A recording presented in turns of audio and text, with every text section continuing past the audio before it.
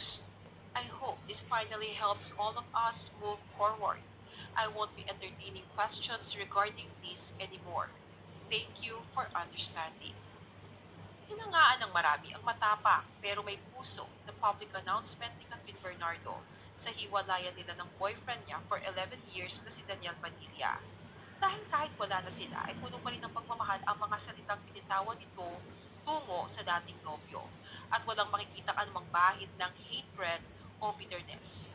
Bukod dito ay hindi niya na rin binanggit pa ang dahilan ng hiwalayan nila na maaaring makasira pa kay Daniel. Bagkus ay ibinahagi ni Catherine ang masasayang emosyon na meron siya noong sila pa at ang hangarin na sana ay makamove on na rin ng lahat ngayong hiwalay na sila. Pero ayon nga kay Kath, mananatili ang pagmamahal at respeto niya kay Daniel. Samantala, makalipas ang breakup announcement ng Kathniel, ay sumunod na naglabasan ang mga balita na di umano sa loob ng 11 years nilang pagsasama ni Daniel ay madalas umano itong mambabae at mag-cheat kay Catherine. Hindi lang umano naglalabas ng ebidensya ang mga babaeng nakadate ng aktor dahil takot ang mga ito sa lakas ng impluensya ng pamilya ni Daniel sa showbiz man o sa politika. Ayon naman kay Zian Gaza, mayroon siyang 6 na reliable sources about Daniel's infidelity. Ilang beses na umanong nahuli ni Kath na ng babae si Daniel at paulit-ulit niya pa rin ito pinapatawad. Pagod na yun sa pambababae niya. Pagod na yun. Sa tingin niyo, for the last 11 years, isa lang? Dami, boy. Napakarami. Natin masabi dahil ito lalaking lalaki. Talagang mahilig talaga for the past 11 years. Pero tila ngayon ay nasagad na si Catherine at tuluyan ng napagod sa paulit-ulit na sakit na dulot ng pag-ibig kay Daniel.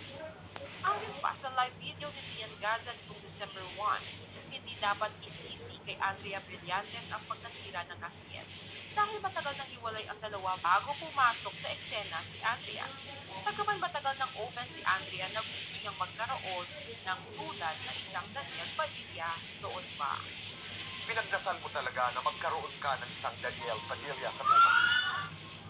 Opo, Samantala, maraming netizens ang nagsabing hindi na sila nagulat sa hiwalayan ng dalawa at sa cheating allegations kay Daniel dahil noon pa lang sa leak audio scandal ni Daniel kung saan kinikilig ito ng makausap si Jasmine Curtis Smith. Kahit sila na ni Catherine noon ay alam na ng marami ang karakas ng aktor pagdating sa mga babae. Samantala, narito naman ang paghanga ng netizens sa tapang ng pagharap ni Catherine sa isyong ito.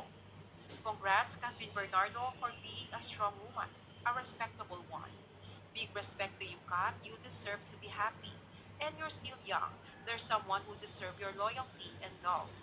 Congrats kay Catherine. It takes courage and self-respect to end a relationship like that. Buti hindi kayo kasal. Salute. And sounds like more projects to come. Happy Independence Day. Samantala, ang ina naman ni Daniel na si Carla Estrada ay ibinabatid na sa kabila ng paghihiwalay ng landas ng dalawa ay nananatili ang pagmamahal niya sa kanila. We love you both. Caption ni Carla sa ipinost niyang larawan nilang tatlo nitong December 1. Si Mami Min Bernardo naman ay nagpasalamat sa dating magkasintahan maging sa mga tagahanga ng mga ito. Anya Kathniels, Kathcakes, Solid DJ, maraming salamat sa inyo. Hindi dito nagtatapos ang ating pagsasama. Ang mga kapatid na babae naman ni Daniel na sina Maggie at Carmela Ford ay ibinahagi ang pagmamahal kay Catherine na ate na rin nila kung ituring kasabay ng mga litrato ng masasaya nilang pinagsamahan with Catherine. I love you, my ate, ani Carmela. We love you, saan naman ni Maggie. Samantala, marami naman ang bumilib kay Catherine Bernardo sa mga panahon na nanatili itong matatag sa mga pinagdaanan ng relasyon niya kay Daniel. At sa kabila ng lahat, ay pawang magagandang salita pa rin ang bukang bibig niya para sa dating karelasyon. Big respect to Catherine Bernardo. She didn't even state the reason why and marami ang nakakaalam ng dahilan, lalo na sa mga close friends niya. Yet, still, she chose to be the bigger person and didn't stain her ex's reputation. It just shows her true character as a person. Deserve ni Kath ang peace and she deserves better. Walang sunog kung walang may nagsindi ng lighter. Time will always be the truth teller. And everything has a karma.